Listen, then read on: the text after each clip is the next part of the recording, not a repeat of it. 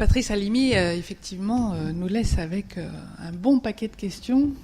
Et je serais bien en peine, moi, de trier dans toutes ces questions pour décider laquelle exhumer. Évidemment, en écoutant d'abord Monsieur le Président, Pénat, puis Patrice Halimi, ça fait écho à des tas de choses. Par exemple, personne ici n'a prononcé le mot de Wu Hei. C'est pas tout à fait français.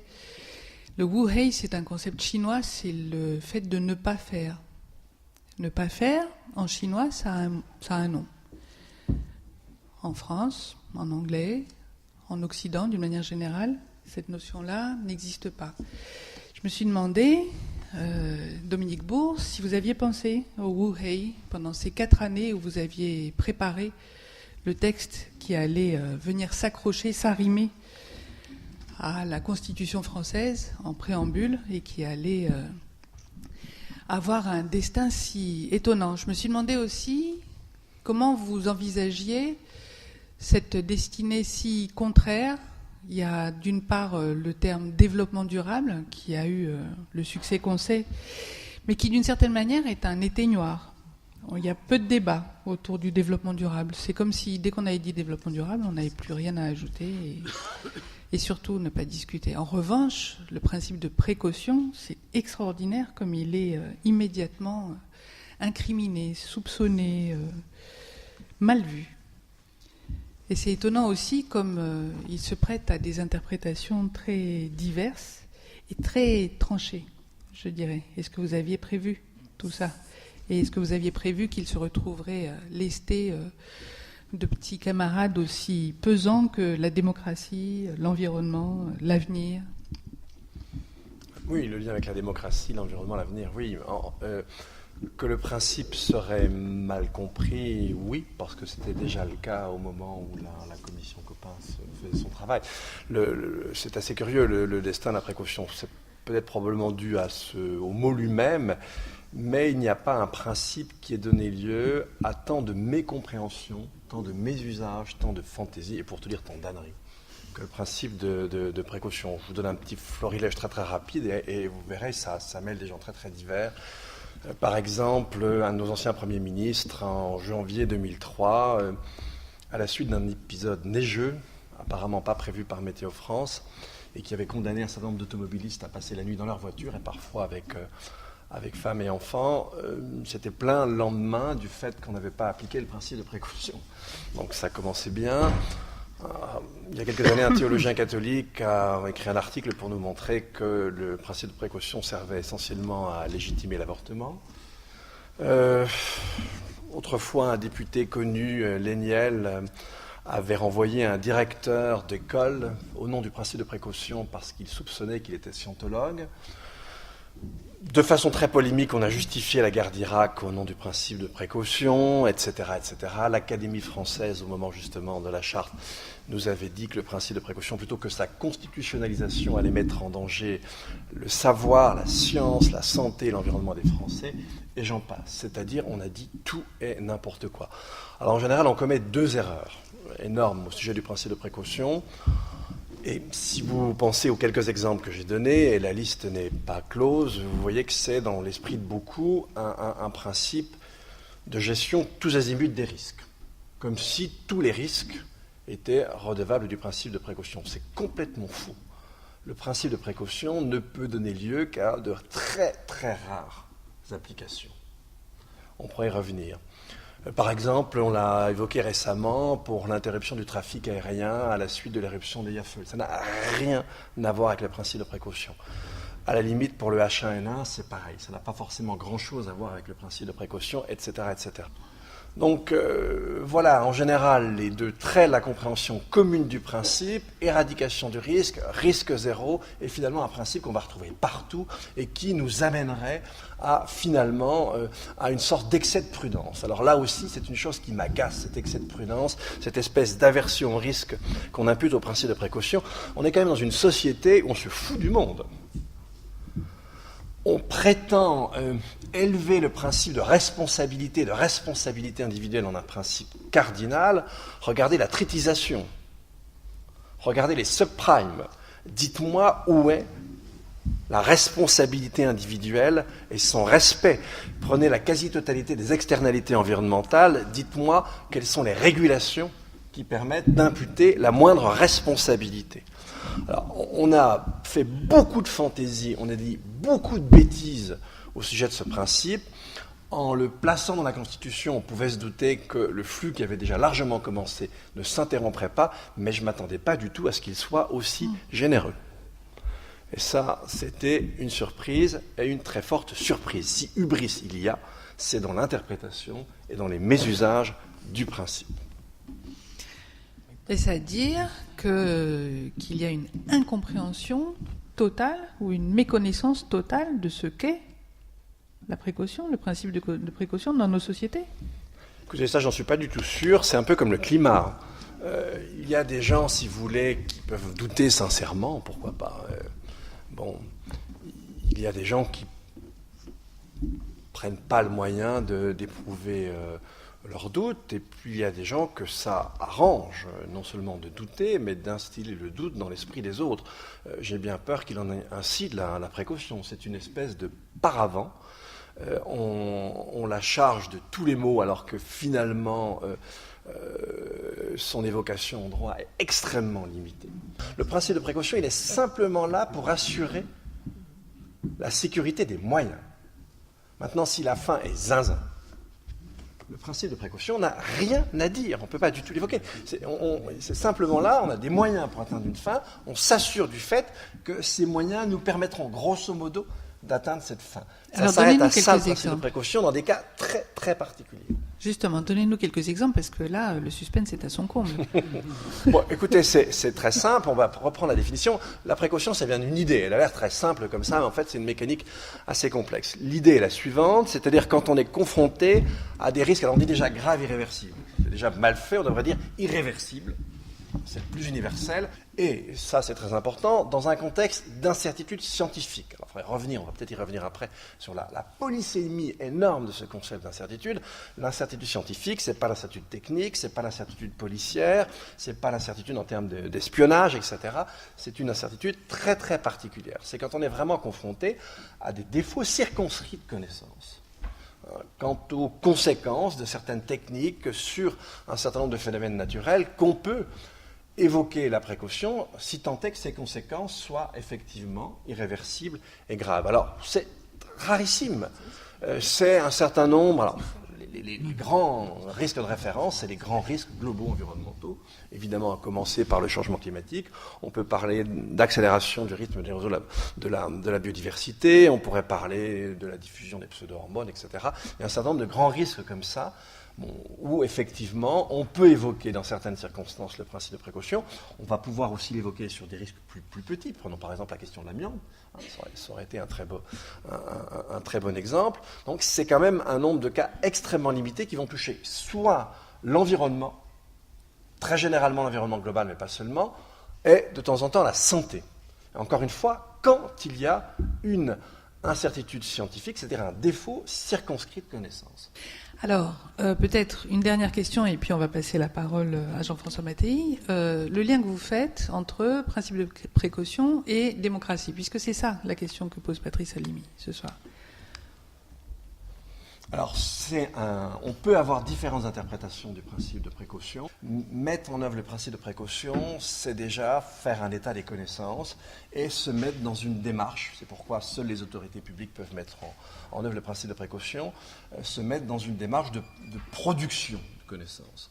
Alors, on est confronté à un risque dans un contexte d'incertitude, donc on fournit un effort de connaissances pour essayer de réduire cette incertitude et pour essayer de choisir les meilleurs moyens, les moyens les plus efficaces pour parer le risque.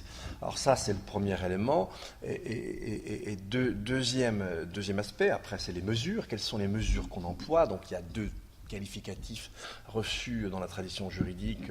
L'un, c'est provisoire, c'est un qualificatif extrêmement malheureux. Et l'autre mot est proportionné. Alors, il a 6 sens possibles, mais c'est ce qui introduit justement, alors, au second degré, la mesure dans la mise en œuvre du principe de précaution. Donc, c'est un principe dont, si vous voulez, la mécanique a été en quelque sorte rodée, etc., aussi par la Cour de justice européenne. À peu près tous les experts sont en gros d'accord sur toute cette mécanique qui cadre la mise en œuvre du principe, et encore une fois, qui n'a rien à voir avec le délire auquel on assiste dans la presse. Jean-François Mattei, à suivre attentivement Dominique Bourg, on a le sentiment que ce qui est finalement extraordinairement difficile pour nos sociétés, c'est d'accepter la mesure. Or, vous avez, publié très récemment un livre qui s'appelle « Le sens de la démesure » et vous faites remonter la démesure au grec, à la Grèce antique, l'hubris.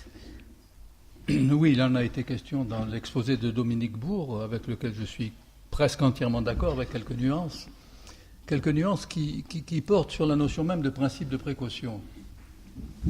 Il va de soi que je suis tout à fait d'accord avec la critique de la démesure, puisque effectivement, comme vous l'avez dit, j'ai écrit un ouvrage dessus, pour montrer sur ce sujet, pour montrer quels sont les liens qui, classiquement dans la pensée européenne, relient la notion de démesure, d'hubris, pour prendre le terme grec, qui signifie aussi violence verbale, qui signifie aussi insulte. L'hubris, par exemple, d'Achille à Agamemnon, c'est-à-dire c'est les insultes incessantes qu'il lui lance au visage. Et la relation avec Dike, c'est-à-dire avec la justice, c'est-à-dire avec le droit.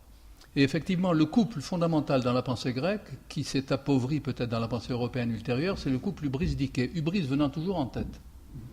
Dans toutes les citations que vous pouvez avoir dans le théâtre tragique grec ou chez les philosophes de Platon à Aristote, on parle toujours d'hubris d'abord, Dike ensuite. Autrement dit, c'est sur un fond de démesure que la mesure juridique et morale, et peut-être même psychologique, vient se greffer en quelque sorte. Et quand j'écoutais Dominique Bourg tout à l'heure, je me posais la question de savoir, sans ironie de ma part, si je devais prendre des précautions pour parler du principe de précaution. C'est-à-dire, est-ce que le principe de précaution est tel qu'il doit commander, mais il y a déjà répondu d'une certaine manière, qu'il doit commander tous nos comportements?